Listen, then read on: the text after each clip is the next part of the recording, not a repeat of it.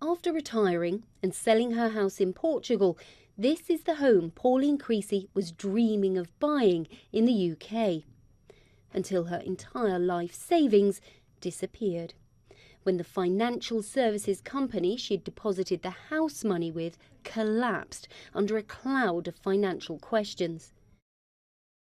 Nearly £500,000 lost. Now she's renting a home in Dover until the last of her money runs out. What are you living on? A very small amount of savings, but that will run out in 6 months. Just absolutely gutted, and I did not expect at this stage of my life. I've worked hard for 40 years, and I just think I'm back at square one. I feel like a student again, living in rented accommodation, and it may get worse. We may not even be able to afford a place like this in 6 months' time. So I'm wondering whether I'm going to end up, like in an attic, in a bedsit, if we don't get our money back. Pauline had deposited her money with financial services company Premier FX. She trusted them because they were regulated by the British Financial Services Authority to operate in the UK. But the company, set up for currency exchange, was taking deposits against the rules. When the company director died and the administrators were called in, they faced a clamour of customers asking where their money was, amounting to more than £10 million and affecting hundreds of people here in the UK.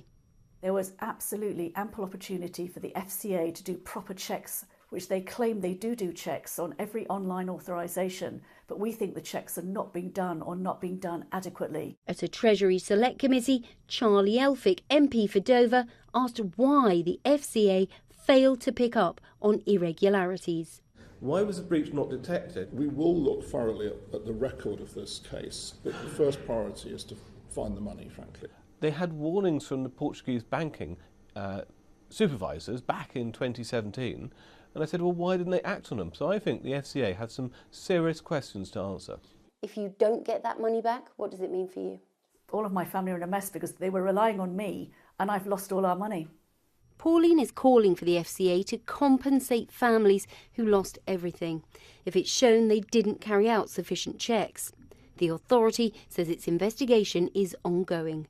Sarah Saunders, ITV News, Dover.